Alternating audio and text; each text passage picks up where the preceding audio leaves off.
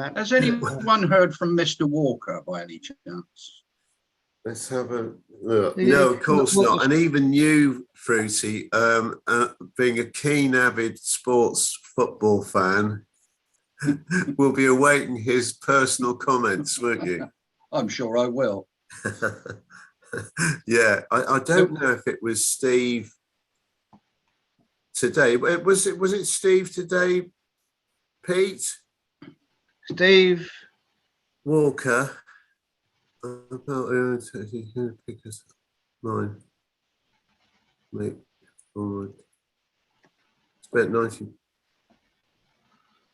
No, who? Right. I know it's only football again, but it is to do with Margate because it's Scotty's birthday today. Oh right, yeah. And he went to Margate yesterday. Do you know who they were playing? No, but we can find out, can't we? Yep. And the other thing was on the Aussie group was obviously with Macca and Debbie on tour. Is that where they should be? They should be in. They're in Singapore. I messaged him this morning, right, and said, "Are you coming into the CB?" And he said, "Don't know. We're out and about." But they were online earlier on Messenger. Yeah. So whether or not they're will come in or not, I don't know. I suppose it depends. They could be sat jarring somewhere now and then. Well, that's right. Well, I hope we should get a happy Aston Villa fan in, at least one, if not two, from down under today. Yeah. Well, I hope so for Stevie Watts, because it was a bad start last week, but he should be happy today. Did you watch it, Pete? Only a match of the day. Yeah. Yeah, I didn't see the game, although it was live. Yeah. Right, here we go. What's today's date? What are you after, Pete? Margate's game. Right. What was yesterday? What's the date? Yesterday was the 13th. Thing on BBC Football. Because they're not in the nationwide National League, are they? Which one are they in? They're in something else. The Colonel says, "Did I start the recording?" I said, "No, but we have." No, but yeah, cool.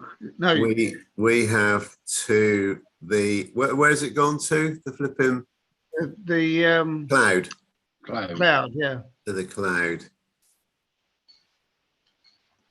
Oh dear. Didn't their season start yesterday? Or Yes, I think they're did. in the nationwide south.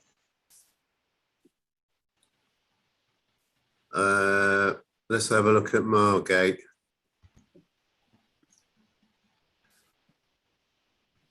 FA Cup Margate. Oh, is it the? Oh, they might have been the qualifying round of the FA Cup. Forest. Oh, they had Forest Green. Oh, if it is yesterday, it was Forest Green 1-2-1 at Margate.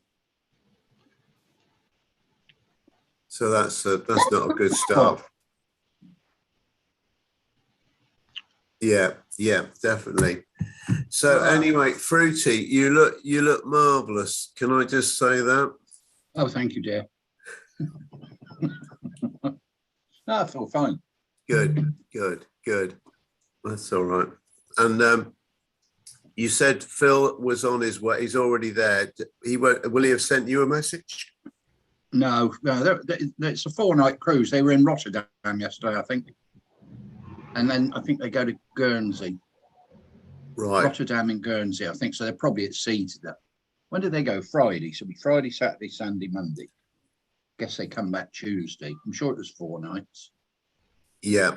They've probably got a day at sea today, I would have thought. Probably Guernsey tomorrow and then back on Friday, Saturday, Sunday, Monday. I might have a couple of days at sea actually, unless they were going somewhere else. I don't know. Mate, I don't think they were going to Zeebrugge. No. Well, Actually, let me. yeah. I mean, I hope all's well. He'll be fine. I know he will be. But I'm just going to have a quick look at something. I don't know whether I've still got it. Susan Jones. What, did he go with Miss Jones? Yeah, and her sister. It's a Starlight reunion. Pete. Me and Alan Bacon went one on about 4 or 5 years ago. Yeah. And it was mainly Princess Cruises people, but there were some P&O. When I went, Polly was on there with his mum and stepdad. There was quite a few people on there that we knew. I don't know whether I've got them.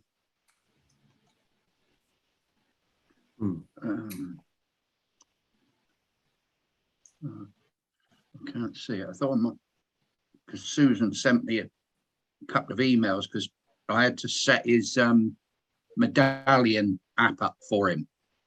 right. You know, this Princess Cruises thing, you don't get a key card anymore. They've got this medallion that you can order stuff on it. It opens your cabin door. It does all sorts of magic things. You can order food on it. Oh. Oh, flipping it. Yeah, I've just been catching back up on the on the Aussie, and it's great the photos that Mac has sent through. Singapore with a Singapore sling and the monkey nuts and the bat, Yeah. you know, at raffles. Yeah. Great.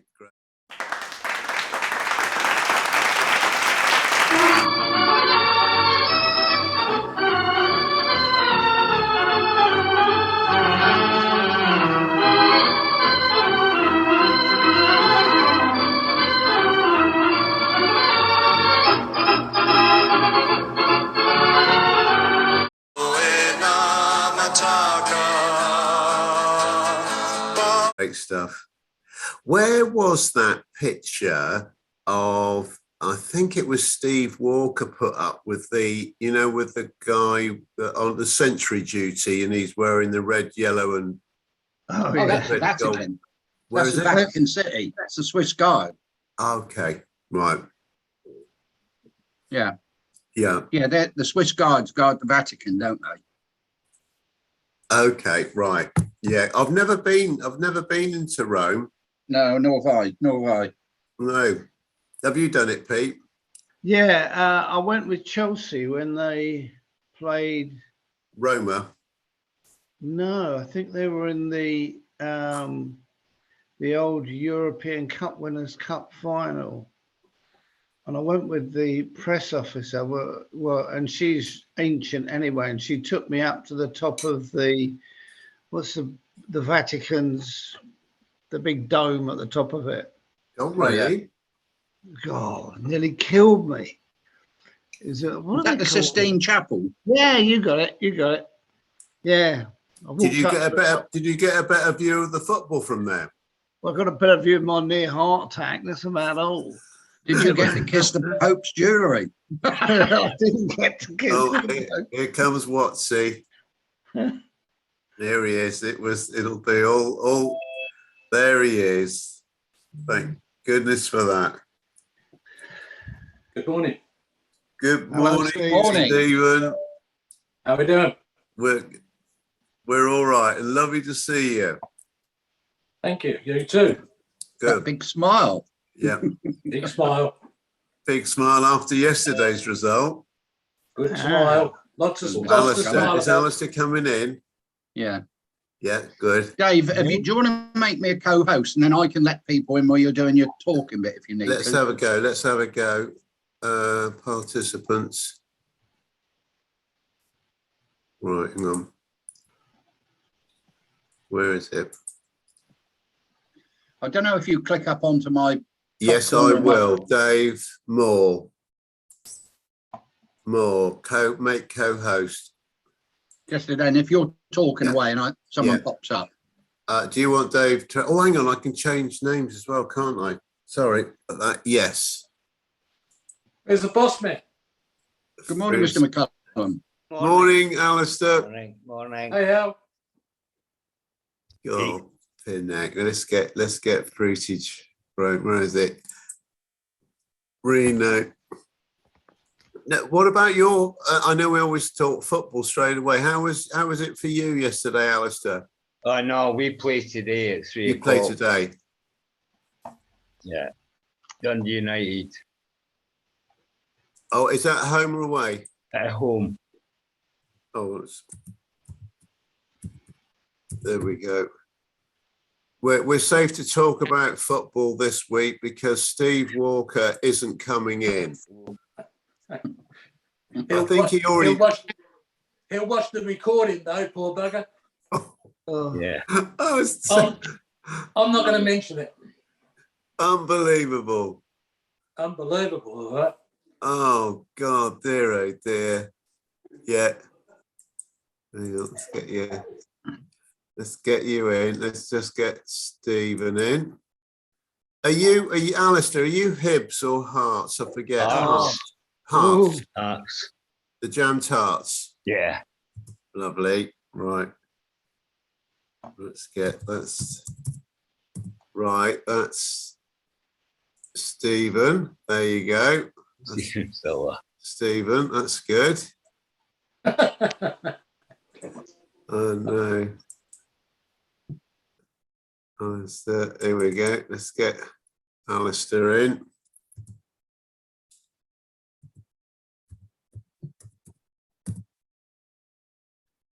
That's Alistair.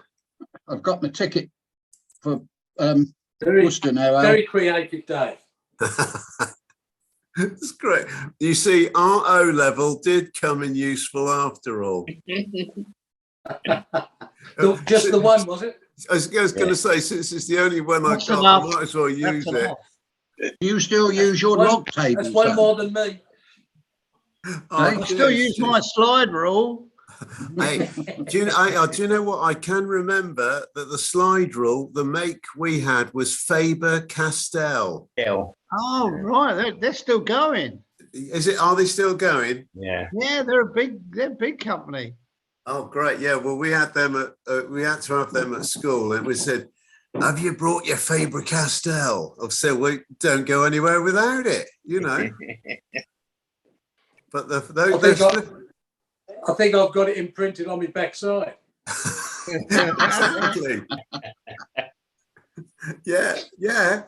How the heck did they? I just don't get them. You know, I mean, you had to pull them out, literally in and out, and then you had the plastic covering bit to move across as well. Slide up Yeah. and down.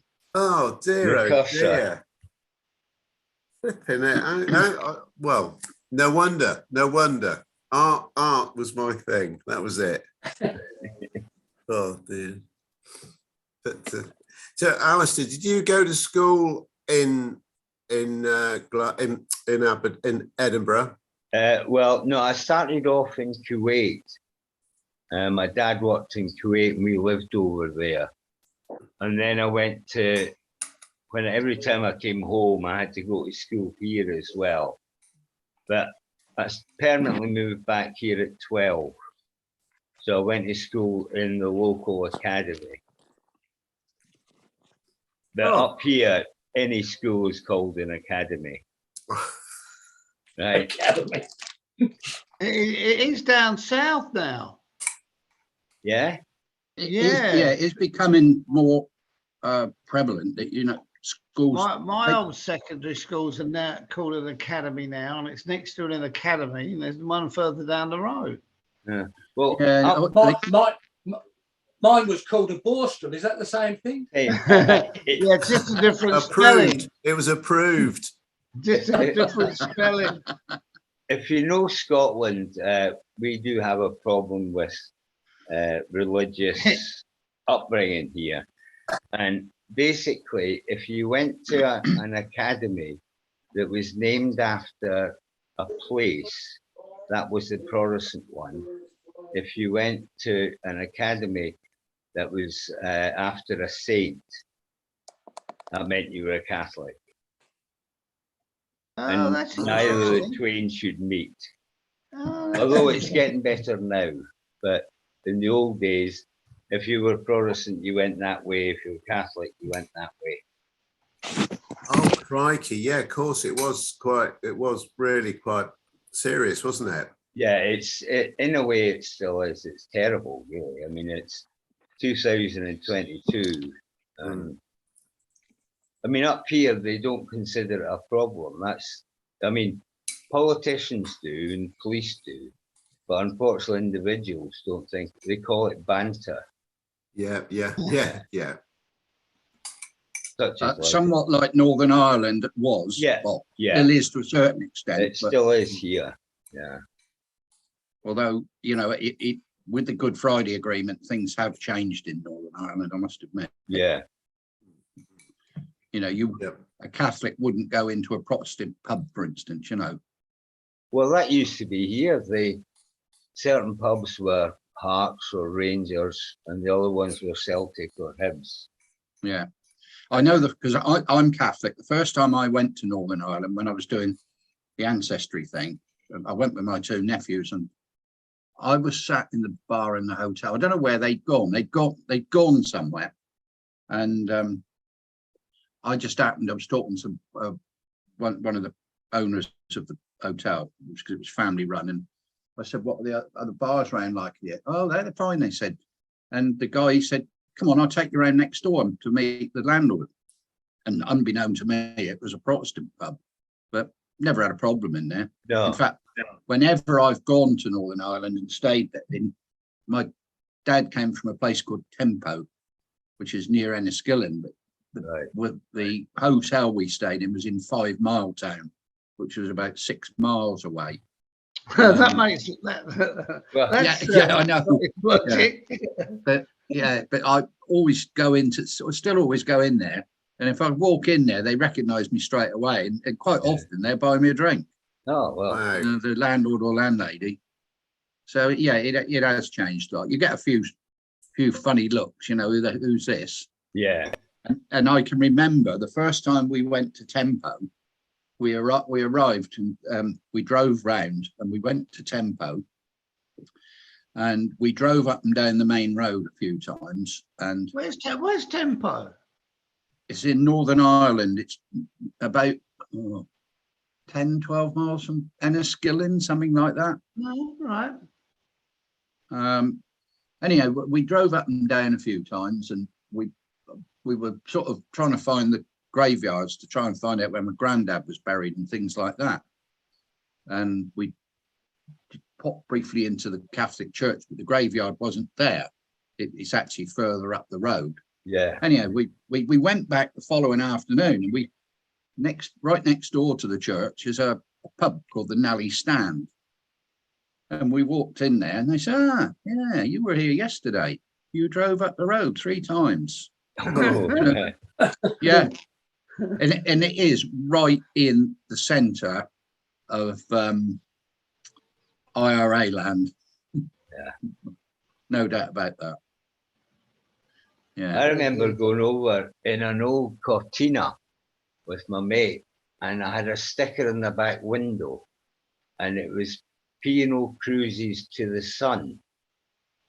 And I was driving down, and I was in the border. I can't remember the name of the place, but I had an oil warning light, and I took it to a local garage, and the guy said, "It's probably just a bulb. Come back in 20 minutes." So we went to the local pub, my mate and I, walked in, got a pint each, and was served by a guy who was about 11. You know, his mum and dad were somewhere else. And one of the locals, when we were finishing our pint, he said, "Are you going for your car now?" And I said, "Yes, we are." And he said, "Well, get out of here before darkness, because they'll know with P&O Cruises on the back of your car." They all knew this, you know. And he said, "They'll know that you're well, he said English. So get out of here." So got my car. It was about 2 miles to the border. But once we were in Southern Ireland, it was okay. We didn't have any problem at all. It was just in that border bandit country, they used to call it. Yeah. Well, we've found Hello, an ancestor of mine. He was my great aunt's son, and his name was, oh, what the hell was his name now? I can't remember, because he was a trainer, but his mother had him before she got married, because she became a Maguire or something like that. And he is reputed to have been the one that shot the sheriff in a raid on the barracks in Tempo in 1920-ish, and he was actually killed in the Irish Rebellion. Yeah. But never been able to find that much about his death. Found his birth record, and I got a document that was released, and it actually names him in there and other people from Tempo who were involved in this raid. They went to do a raid on the police barracks that turned a bit nasty, and someone ended up shooting the sergeant. Right. And it's reputed to have been rebel trainer. Look, we're talking about rebels and all the rest of it. It's good to see Brad up. Brad up the villa, Maxwell. Yeah. Hang on, he's readjusting it himself. Why is he? Look, do you mind? No, absolutely don't mind. Love it, Brad. Love it. Love it. Got it. Oh, you better. Good to see you. How's everybody? Wonderful. Good, Brad. Wonderful. How you going? Yeah, good. Yeah. Hi, Stevie. Yeah. Hey. Talk about Steve Walker just sent a message through, and he's apparently trying to straighten up the Tower of Pisa at the moment.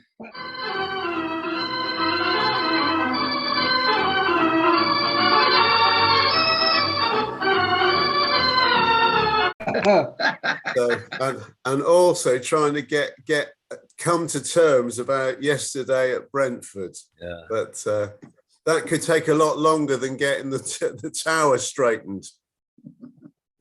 He's got more chance of doing that. Yeah. Exactly. I think you're right, Steve. Yeah, definitely. God, yeah. So we had our friends down. They're still down in Perth. They flew down for their daughter's wedding. And they sent some pictures through yesterday. It was lovely. Some great photos. Well, that's hours away from you, Stephen, unless you're watching them and playing a friendly. Is that correct? That's right. Exactly. Yeah. They're getting some bad weather over there this week. Well, I think the weather looked pretty good that day. I think you probably had all of it on that football match. Yeah, that's right. It was pretty horrific yesterday. I was looking at the racing over there yesterday, and it was pretty ordinary over there. You could hardly see the track. The caller could hardly call the races. Yeah. Oh, crikey! Oh, yeah, it's pretty awful. But how about with you, Brad? How's the weather over with you? At the moment, we get pretty cold mornings. We've had a few days of rain, but generally it's a typical sort of New Zealand winter. It's not too bad. Not too bad. Well, I mean, it makes Alistair feel quite happy about it, doesn't it, Alistair? Yeah. Well, we've got a heart here at the moment, and we had yesterday as well, but it should burn off. Should be nice this afternoon. Yeah. Should be. Are you going to football today? No. Sold out. I couldn't get a ticket. Right. So I'm just going to go to the pub and watch it. They're giving tickets away to Manchester United. Yeah. Yeah, if you ever want a game up in Manchester, there's plenty of seats available up there from now on.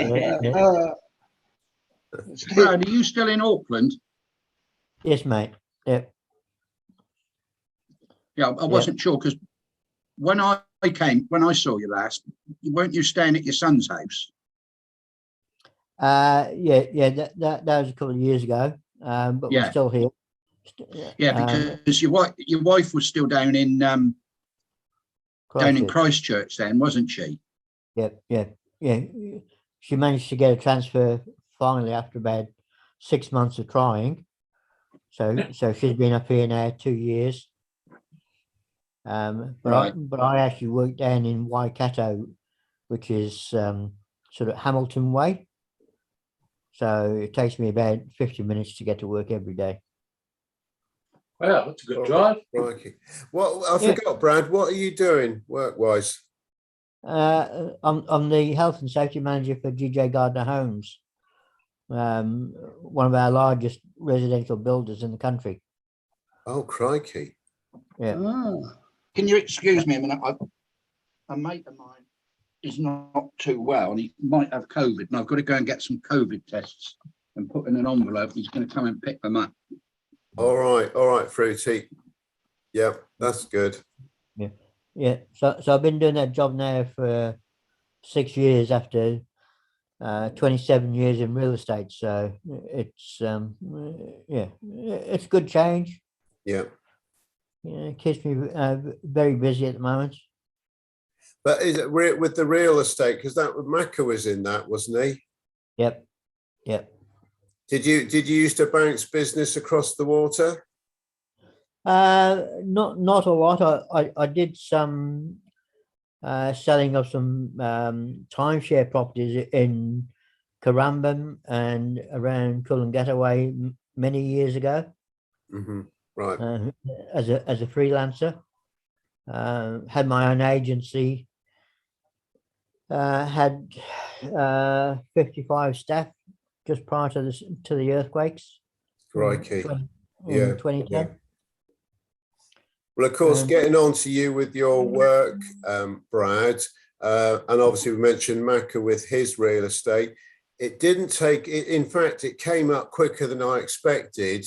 You grow and we mow. He flipping does it every time, you know, honestly. It wasn't even within a second. Get the advert up, get it up. You got to take every opportunity, David. Absolutely. Oh, it's great. You never know who's watching this on the record. Exactly. Yeah. Can you see the phone number? That's the important thing. The phone. Oh, yeah. Oh, right.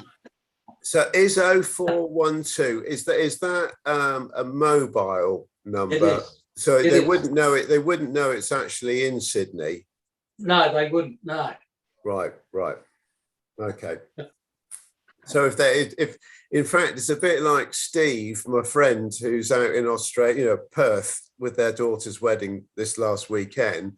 Steve is a builder and live in the village, and his circumference from his home to where he actually works on whatever properties, it's more of a couple of 100 meters. He hardly goes anywhere from outside that. In fact, when he did a job for us, we were outside the village. He said, Dave, we might have to charge you for mileage. We don't normally come out the spark, Yeah. Oh, dear. Wow. And are you limited just by the length of the cable your mower's got? No. I'm lucky. We've still got petrol down here. Oh, blind. Well done. Well, you can't afford to use it, but you've got the, fuel. That's right. No limits on that. But we are very local. We're trying to stay local. When I first started this, I went all over the place, but now we sort of brought it in and set customers that are way out and trying to keep it local. Yeah. Because otherwise you're spending half the day traveling and using too much time in the car, in the van. Yeah, that's right. That's right. A guy that does it for our next door neighbour, she's only got a smallish garden, but she's got a gardener that comes in for doing the hedges and everything. But honestly, he's worse than me, because basically if he's there for 2 hours or whatever, 3 hours, a good hour and a half of it is just giving it all that. Yeah, honestly, he uses more energy up on his chin than he does on his flipping mower. God, dear. Pete, you They find seem that to hard like, to believe, they seem to don't like you? a chat. Oh, exactly. Yeah. So, Pete, Yeah. are you going midweek this week? Because did you go to the cricket the other day? The other Yeah, the other night. I put a couple of pictures up. I've missed that. Yes. Bugger. First double header of the season, men's and women's. I was going to The say, I men's, saw that it was women's, the one I was looking at. Did you go to that as well? yeah, they start almost straight away. After one finishes, the other one starts. They've got the same today, but it's reversed. The women go first today, and then it's the men. Right. They're Will you playing be going? Well, I've told them I'll be there, but Chelsea v Tottenham's on the box. Oh, okay. Got it. Right. So, and West Ham have got Forest. West Ham now. Forest. Tottenham Forest. Yeah. Yeah. So, Bobo sent a message through saying, sorry, will not make it, but have a good crew bar. And a friend of mine just sent a message through, and I thought it was all to do with our climatic heat wave we've got going on, because it's got Brentford on fire. But apparently it was, and Brentford on fire, Man United simply dire. Well, of course, I read fire, and I'm just getting used to, we are getting a lot of fires down here. You know, we are getting a lot of fires. So how about you up in Scotland? Have you had any fire? Only There's been one up in the Highlands, but that's probably caused by somebody burning a crop and it's spreading. Yeah. That's what happens. Because Fruity's village, where he lives, Overton, that was on our local news the other day, because there was a fire. It was on farmland, and it was where they'd got the piles and build up of bales of hay or what have you. And that had dried out, and that just took off. So they had a big thing. But you boys in Australia and New Zealand, obviously over the years, sadly, I mean, you get it as part of the norm. Horrors, absolutely, Yeah, horrific. Really bad. And you as well, Brad, I guess, is it? We've had a few, certainly nowhere near as many as Australia gets, but we have a few scrub fires and farmland fires, but nothing real major. No. When I was on Hebridean Spirit, we were down in Cape Town when the flipping fire up the mountain.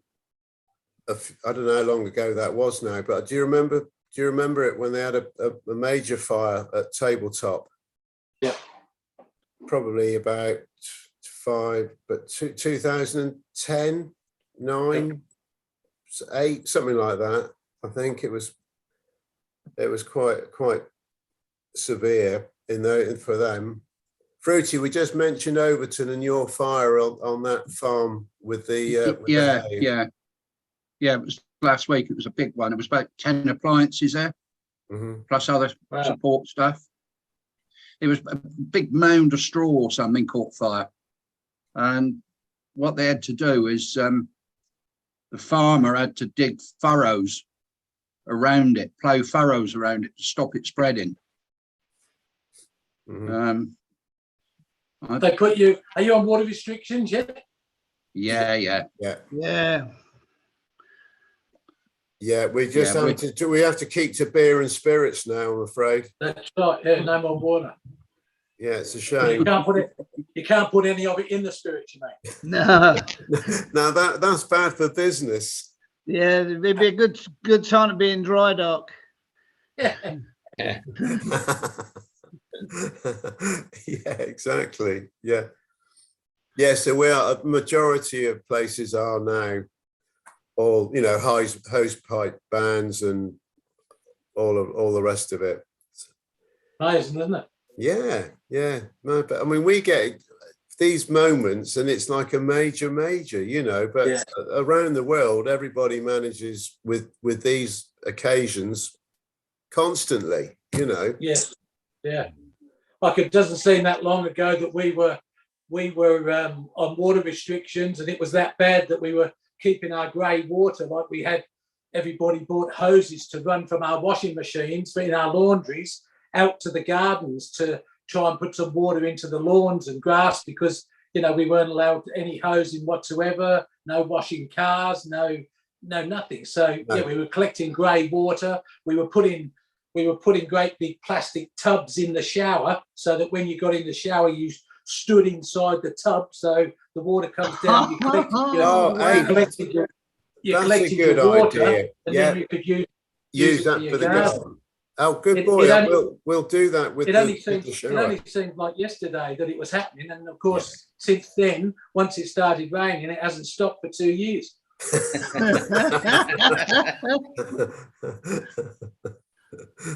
And now you use that plastic tub to move around on floating down the river. Yeah, you float down the fucking garden in it. Yeah. Oh, blimey, Fruity! Is that it? Yeah. Looks like Guy Fawkes night. Yeah. Yeah, it was all blues and twos for about, I don't know how long. Wow. And it's actually close to the school. Behind the school. It was behind the school. Oh, wow. I'm not sure which side of the railway line it was on either, because the railway line runs up behind the school. So yeah, it was it's really close to the village, isn't it? Yeah, it's probably it would be around half a mile, I suppose, from the centre. As I say, I'm not sure which field it was. I'm just trying to think. I haven't been up there for ages, because they built some big detached houses behind the school, past the school, and then you go on and you've got the railway line, and then you've got the fields past there. So I'm not sure which one it was in. But still, yeah, they got it under control. So that fire, not that it was a fire that big, but when we used to be up at Mum and Dad's house, we had the back garden tapered off into a triangle at the far corner, and other houses, their gardens sort of all tapered into the corners as well. And so in that corner, my dad had we had asbestos roofing on the garage years before, till we had the extension. So some of these broken off bits he'd put down as the backing, behind the fire, where we used to have the fire in the corner. So you had a two-sided, obviously protected from other properties, but we had this fire, which was a really, really good fire. And the heat was that intense that the flipping asbestos started to break off and fly up in the air, and God knows what. Yeah, it was serious. Honestly, we had to leg it. We had to literally run, because you just didn't know where the next one was going to fly. Oh dear. So that was. And the other fire incident, Mum years ago used to have an electric blanket in the winter. Well, this particular electric blanket had obviously had its day, and when she went up to bed one night, and it was smouldering. I thought, flipping heck.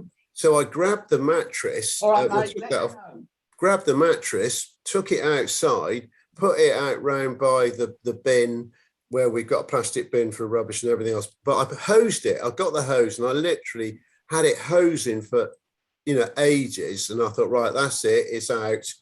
Off we went to bed. The next morning, I went out to see that it was still all right. All there was left was some springs from the mattress. The flipping thing had still burnt out totally. And the bin, which we had, the plastic bin, I said, someone's nicked the bin. And Mum said, no, it hasn't. It's melted. So don't leave me with fire, all right? You didn't pass your firefighting course at Sea Training School then, David? No, honestly, how I got through that, we had to redo it so many years ago down at Warsash, and bloody hell, I was a nightmare then. Because whatever you do, you don't talk, do you, when it's all on? Exactly, yeah. But yeah, I just got through it, only just. What about you boys for it? Were you, obviously you did yours all at sea school, you know, but Fruity, what about, did you have to do a firefighting? No, I didn't do a boat. I started doing the boat ticket, and then they announced that we were going. So I said to the third officer, I said, "There's no point me coming here. I ain't going to be here. It's very long." So I just didn't bother. Right. Okay. And Alistair, what about you? I did my firefighting at McDonald Road in Edinburgh, which is an actual fireman's training rather than sea training. But it was tough, I remember that. And I did my boat ticket at St. Catherine's Dock near Tower Bridge. Oh, okay. Was that in the, I was going to say, was it in the early days when you were sailing out of Tilbury anyway? No, it was He's not that bloody old. Yeah. No, because I've been reading Pratty's books, you know, obviously, and it all started there, didn't it? It was Pratty's older than me. No. You'll have to talk to Alistair, not in the way he's writing about you in his book. But Pino sent me to Tower Bridge, McDonald Road. They sent me, I was on leave, and they said, "Can you come down to Southampton to go to Warsash?" And I said, "Well, it's an awful long way for me to travel." I was on 3 months leave. So eventually they came back and said, "Will you go to McDonald Road?" And I said, "Yeah, I'll do that." So worst thing I ever did, because when I came back, all my ears were burnt round here. My neck was all burnt. I had to shave my beard though. I mean, it's a real firefighter's one. It wasn't the one at Warsash. I did a 2-day one down there. Yeah. And that was just simulated a fire. But this one in Edinburgh, you actually have to go through fire to put another fire out. And I was all burnt up the sides, back of the neck. Agony. Wow. God, flipping it. And obviously, Stephen, there you are. Is that just before you all went through the fire training? Yeah, I think it might have been just after. Oh yeah, because you've all got singed hairdos. Yeah. None of us have got eyebrows. Yeah. No eyebrows. You obviously fell asleep in the pig then. So where are you? Hey, Watsy, where are you in the photo? I'm second row, short ass in the middle. Oh, okay, right above your head. Yes, right above my head. Yeah. Yeah.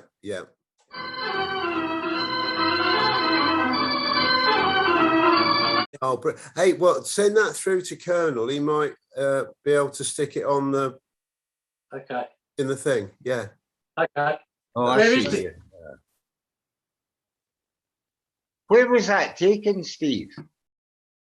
It's at Sea School at Gravesend. Yeah. Oh, Gravesend. Every class had it. You know, every class had it taken sort of as you went through week by week. You know. Yeah. Yeah, that was K class in July '74. Oh, right. Yeah. Right. Okay. And how many weeks was it? The training? That was 4 months. 4 months training there. Yeah, but then you did 6 weeks. 6 weeks firefighting and lifeboat, and then the rest of it you either went to catering side or you went deck side. So right. I went catering side, and yeah, you did the rest of the time there. Wow, flipping! I didn't realise it was 4 months. Yeah, that's all right. There's Taffy. Taffy. Hi, Taff. Is there anybody else in the photo we recognise, Steve? Yeah, you would. There's a few guys on there that I went on to sail on a Ronsay with, and Arcadia. There was a guy called Chris Tomzak. There was a guy called Graham Viner. Mm-hmm. Yeah. There was a guy called Mick Thistlethwaite. he's next to me on that shot. I can't see the rest of them where they are, but there was quite a few who when we left there, who joined a Ronse, and I went to a Ronse. As I walked out of that place, I went to a Ronse. Oh, flipping it. And some of these other boys were obviously going on cargo and tankers. They weren't P&O guaranteed. They went to the pool and came in through the pool. I was P&O guaranteed because P&O sent me to the training school. Ah, right. Oh, right. I went for my interview with P&O when I was 13. No. I went to London for my interview, and then they said, "Yeah, okay, so go back to school, finish school, or do whatever you do at school, and then we'll contact you and we'll let you know when we're going to send you to training school." So that sort of all rolled through. I went to school. I finished school early at 15, and went and then they sent me to Gravesend, and then I left Gravesend and went straight to P&O office, and then they sent me a few days later to a Ronse in Hong Kong. Good, great. But what at 13, which is quite an early age for thinking, well, this is what I want to do. Did you have family already at sea?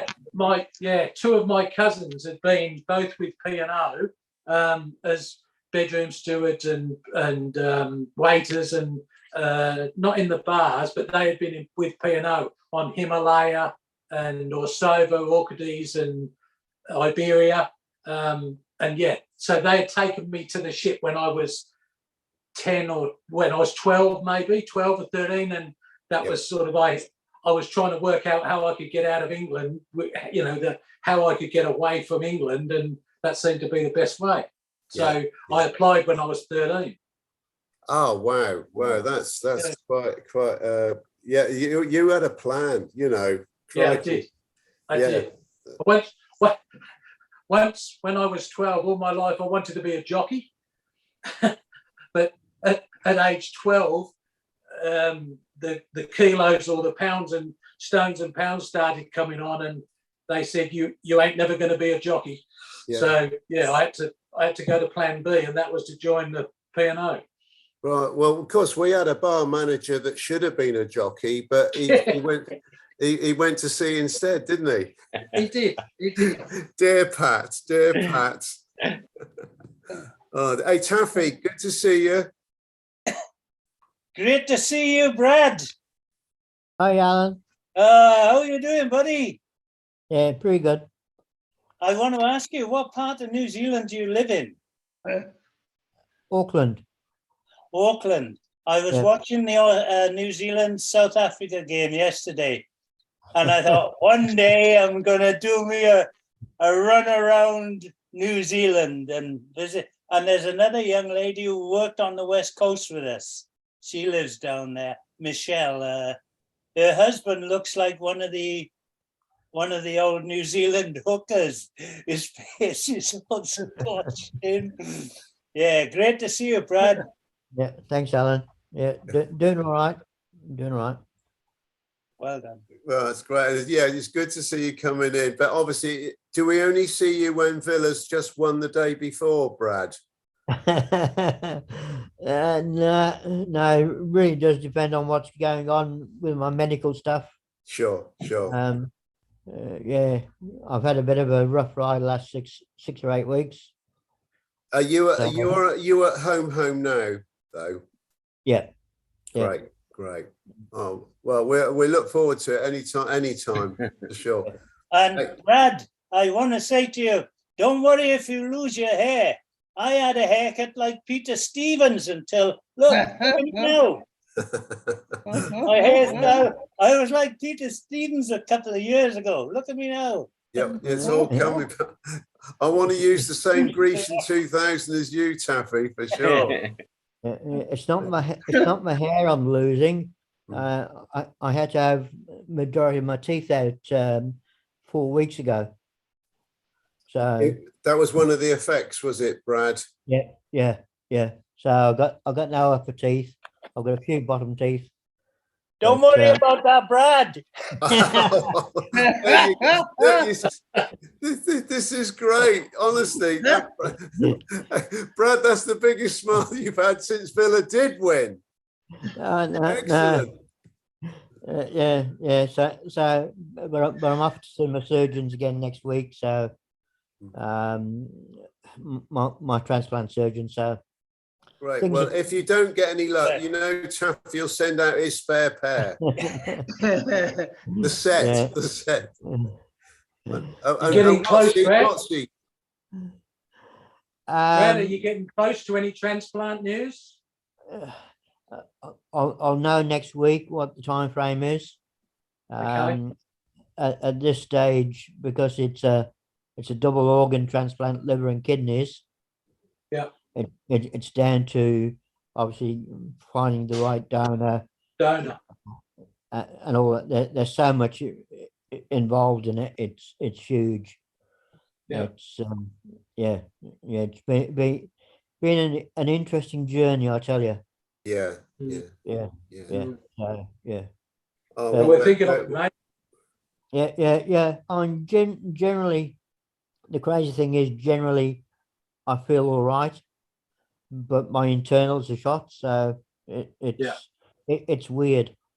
Yeah. You know. So, yeah. Keep your chin up, keep fighting, eh? Yeah. Well, I'm still working full time, so Yeah. That's Yeah. amazing. Wow. yeah. And I use my story to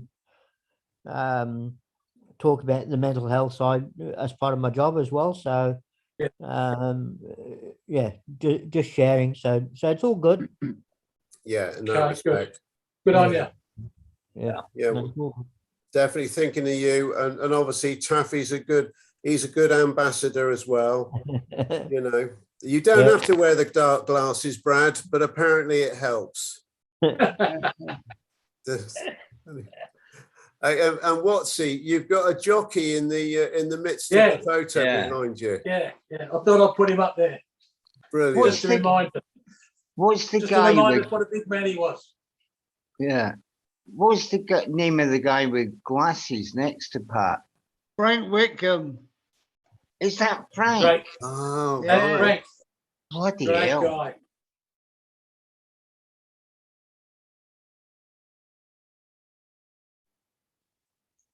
And who's the that's Stevie Hayes or something on Hayes. Yeah. on the Yeah. next to Hayes on Brad. the left, Yeah, Pat, Frank Whitcomb, Katowski, Katowski. and myself. Katowski and then you. Yeah. Got it. Steve, tell him that Yeah. story. Steve, tell him that story about when you was a boy, a little boy, and the school teacher took you to the races. Oh, all right, I'll tell it for you. So Steve went to the races with his school teacher. And before the first race, she says, "Now, children, before the first race, all go around the back of the stand and have a wee-wee." So they all went round the back of the stand where the teacher went as well. She said, "I've got to keep an eye on him."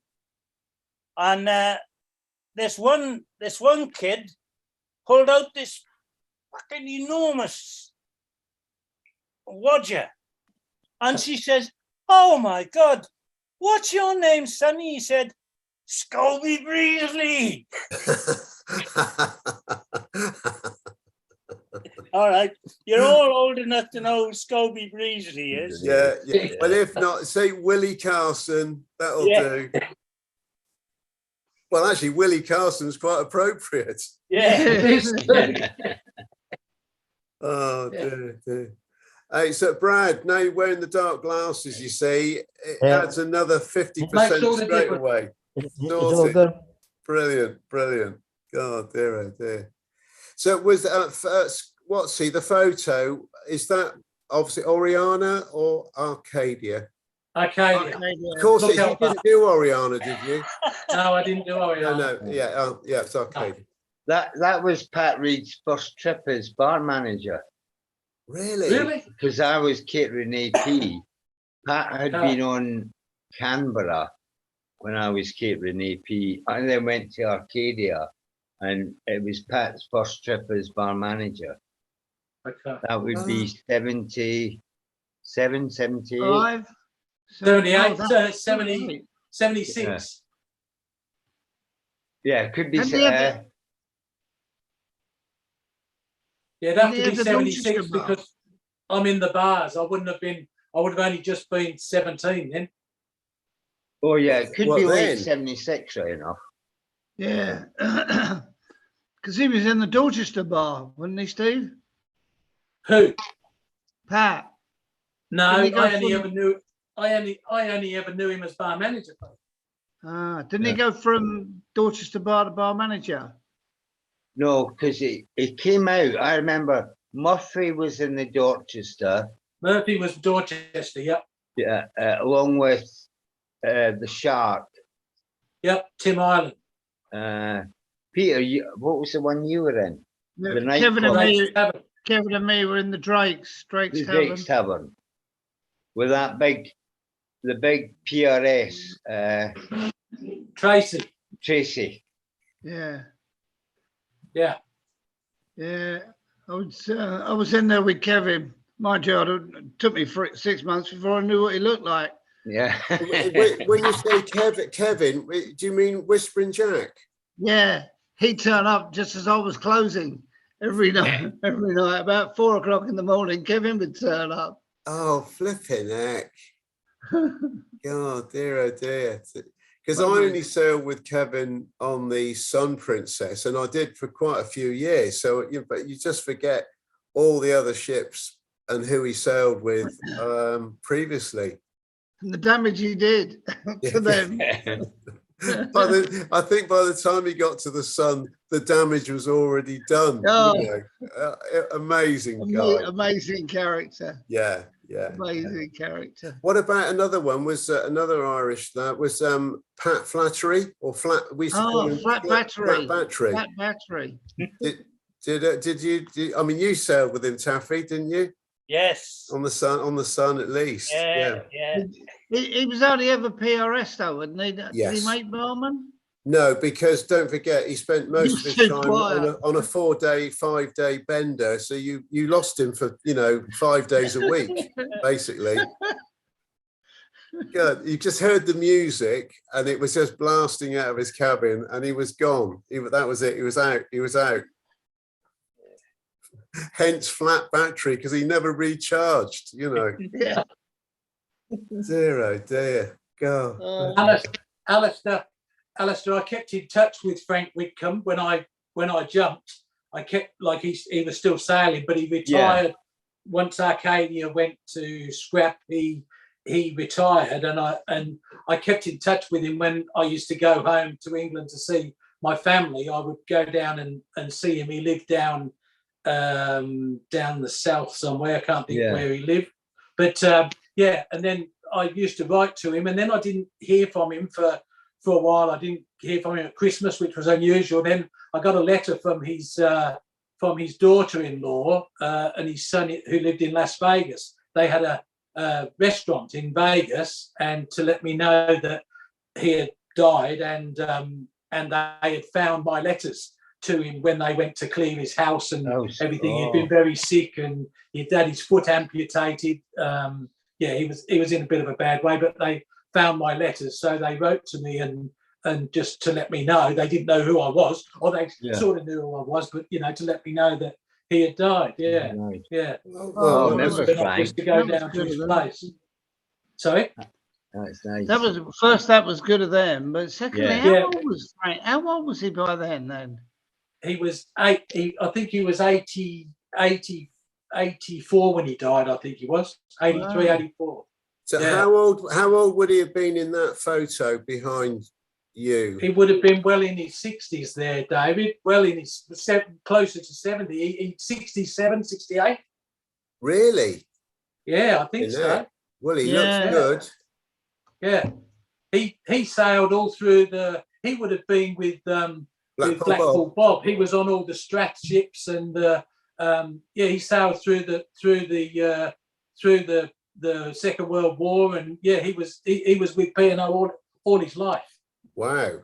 And it was all work, and he was all working towards his retirement. And his wife, he used to write to his wife, Vera, every single day of the week. He would write a letter, and I'd go and post his letters when we got to port and pick up 5 letters for him. And it was just an incredible story how close they were. And of course, Sod's Law, he retired, and I think within 6 months he died. Like all the things they were going to do and all the life that he led, you know. Very sad. He had a daughter, didn't he? I remember him talking about a daughter. No, he only had a son, Michael. Son, was it son? Michael, Right. yeah, the son, Michael. Yeah. I sailed with him on Oriana. When I first joined in '74, he had the lead Nan's bar. Did he upset someone on the ark or something and get moved? He upset a lot of people. I know, because he was that although he was a PR barman, the lead Nan's bar was not a PR barman's job. It was a system. They were like the assistant. Yeah, but they did like floating, didn't they? Yeah. They do the bottle bar and things like that. Yeah. Well, that would have been before Arcadia, Fruity, because I think it was on he was on Arcadia. Right. Yeah, I joined Arcadia '75, and he was on there then. He had the lookout bar the whole time. Yeah, I got a feeling he probably got off because I joined Oriana in Sydney for the last Aussie cruise, and then the line voyage back, and I have a feeling he might have got off after the line voyage. He actually did have a break from the ships for a few years, about 6 years or 5 years or so, and he came to live in Melbourne. He lived in Melbourne for a while and then went back. Yeah. Wow. Yeah, interesting guy. Yeah. Oh, by the way, David, Miss Butcher is at sea today. Lovely. Yeah, the boss is floating. Great. Where's our illustrious leader today? Colonel apologises. He was there well in time. He was well in time. He had it all set up and running. And Pete was in early, and he was with Colonel. Then I arrived, and then just as Fruity arrived, Colonel went. But that's just a coincidence. It is a coincidence. I never said a word. Never said a word. But he did say, look, I've got to get back to bed. I don't think he slept for 2 weeks, actually, just so he wouldn't fall through again. So, hey, talking about falling through, possibly, just as looking ahead of the game, 2 weeks' time might not happen, that because Colonel's on a cruise. And Pete, you're still coming back from Croatia. Yeah, I think I should be back by the Sunday. I can't remember when the dates are exactly, but it's that weekend anyway. Well, it's up to you, Pete. And we're talking shop now because Pete would be the only one available really to set it up if you wanted to, Pete. But if not, we could have a break, and then what we would do, the Aussie one, in 2 weeks' time, we'll actually have it in 3 weeks' time, so you don't have to wait another 2 weeks. Pete, we'll put something on the group as a message. Is that fair enough, Pete? Oh, absolutely. Yeah. But so give you boys a breather as well. All right. I know it's whatever. Yeah. So but we can talk about Colonel and Steve Walker. Well, we can, and I'll try and edit as much of it out before it goes on air tomorrow. But Steve Walker has found all the bars on the ship he's on now, and they accept his credit in all of them so far. So that's promising. 2 weeks time, he wouldn't be far away, would he? He'll be back by then, but it's interconnected with the Worcester gathering as well, because we got Worcester from the Wednesday night, Thursday night. Everyone will be dispersing on the Friday on that particular week. But anyway, and Taffy, you'll give us a ring when you're down up there. Oh, I'll turn up. Yeah. I know you're going to be nearby. You'll say, fucking hell, who's this coming down the street here? Oh, great. Yeah, I know. On the There, back, there is on a the back bike. there's a speed limit, Taffy. There is a speed limit. Oh, bloody.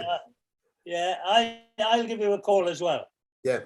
All right. And will you be dressed as a mod or a rocker? Well, you'll have to be. You'll have to wear your sunglasses. I'll probably have my shorts on. Oh, Well, oh, So warn everybody.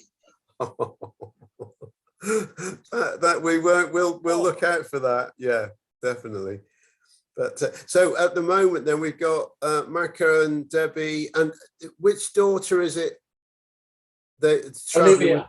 Olivia. Was that Olivia in the photograph? No, that's Debbie's no, sister, that's I think. Susan. Sue's sister, yeah. Yeah, Debbie's sister-in-law. Was that Debbie's sister? The two of them dressed. Yeah, Yeah. Was that at the Yeah. airport? Yeah. Yeah. What was Susan. she dropping them off? The sister. No, No, she's no. with them. That's- She's traveling with. that's Sue, as in Sue and Rick. Yeah. Thompson. Photographer. Ricky Oh, Thompson. who are coming to Worcester. Yeah, but the photo I saw on the group thing, that Debbie and I thought was the daughter were wearing white shoes, white. No, that was her sister. No, that was Susan. That was Oh, Debbie and Susan. Okay. Daughter will be that happy. means- Olivia will be happy to hear that. Yeah. Hey, Susan will be happy with that, but Debbie's gonna. I'm gonna get a Worcester bollocking now, aren't I? Oh, flipping heck! And it will, Oh, and I've got to say, it will be well deserved. Apparently, all my bollockings are well deserved, but I don't want them. You know what they say? You should have gone to Specsavers. I flipping did. They're rubbish. Oh dear. But you know what? Sometimes I just wish I didn't. You know. I think I saw something there at Raffles this afternoon, having drinkies at Raffles this afternoon with their Singapore slings. Yes. Yeah. Yeah. Yeah. Well, I think hopefully Colonel might be able to put that up on the. I mean, mind you, we've all seen the picture on the group thing, but yeah, that was. It's good to see that. Good to see that one. So, right, okay. Well, now, boys, it's just come up to the hour. So what we can do is well, unless you want to carry on for a little bit, otherwise, what we can do is we'll give each other a wave, and we'll send messages through about whether it's going to take place in 2 weeks for Aussie or for 3 weeks' time. But we will send footage from Worcester whilst we're up there, because we'll be interviewing the ones that have travelled the furthest, which is obviously Macca and Debbie, closely followed by Alistair. Because Alistair's he's 141 miles away. He wishes. And I believe that Macca and Debbie's 142 miles. Yeah. But the rest of us are well within it. Even you, Taffy, including the Welsh Channel, are well within that zone. All right. Great. All right, boys. Look, we'll give a wave, and we'll look. Have a good one. Keep it and you too. All right. Yeah. Have a great holiday, Peter. Really good. Cheers now. All the best.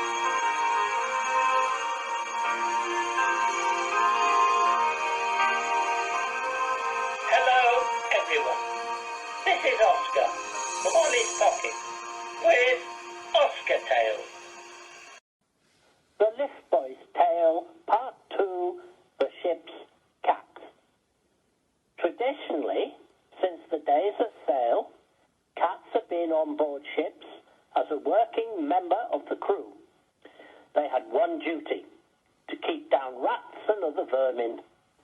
On the Himalaya, such an animal existed and belonged to Captain Lawrence and lived in his cabin and had the run of the ship Himalaya. Although much loved by the captain, was actually a black cat of an incredible, malevolent nature, obese, vindictive, lazy, and much hated by the crew. I can safely say it had never tasted rat in its life. Captain's standing orders to lift boys was that if the cat was waiting for the lift, this animal disdained to use stairs. They were to embark it, stop at every floor, and open the gates to see if it wanted off, and if not, to proceed to the next deck until it recognized the deck it wanted. This in no way endeared the animal to all the lift boys. In fact, a few had assisted it to disembark before its request stop. One evening, I picked up the Goanese steward, we called him the Captain's Tiger, from D-deck outside the restaurant with his tray of food covered by a chop cover, and transported him to the last stop up, boat deck, near the captain's cabin. On the way, I asked him if he had the captain's dinner, and he whipped the chop cover off and revealed a beautiful steak. Not the captain, he angrily said, but the captain's cat. Every night, here I am in the crew mess with curry and rice, and the cat on steak. Later, after I got off duty, I was talking with a friend from sea school and told him the story.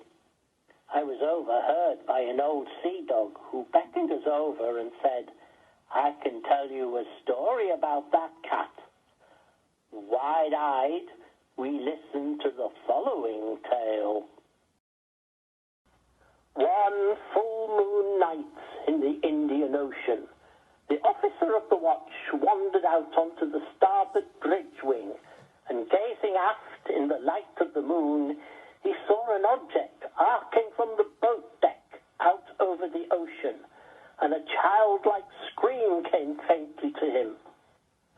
Thinking a child had gone overboard, he acted with great presence of mind and seized the lifebuoy with light attached that was by his hand and flung it with great accuracy in the direction of the fast disappearing object that was now achieving splashdown in the ship's wake. He yelled, "Man overboard!" and rang the same on the alarm bells and ordered a Williamson turn. When the ship came back on its course and neared the point of the alarm, the crash boat was launched, and the crew could see the light attached to the buoy blinking away. Steering to it, they realized the victim was clinging to the lifebuoy and plucked the lifebuoy out of the water with a large, fat, angry, half-drowned black cat attached, who, far from grateful for its rescue, hissed, spat, clawed, and made growling noises that seemed to say, "Come near me and I'll have your eyes out." Of course, the captain launched an inquiry into the incident.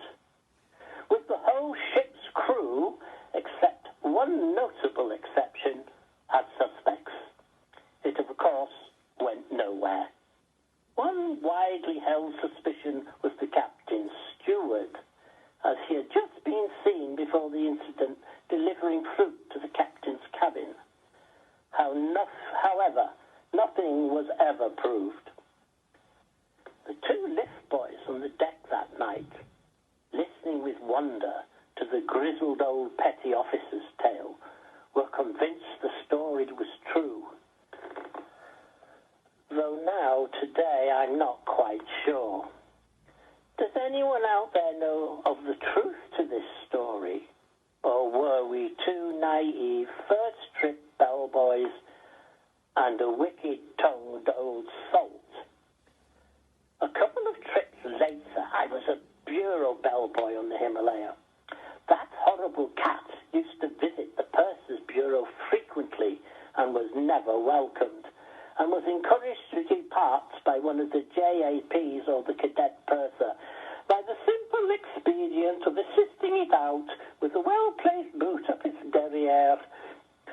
One quiet afternoon between passenger visits, Ian Henshaw and Dickie Rutter were on the counter. The cat jumped onto the counter and got its revenge for its enforced swift departure the day before. With a wild yell, they both grabbed at their papers and stamps from the counter as a yellow pool spread over the black polished surface. They both simultaneously shouted, "Bells!" So Oscar had to clean up, and I was added to the long list of crew members who hated that cat. Well, that's all, folks, for this week. From Oscar. Oh, and always remember,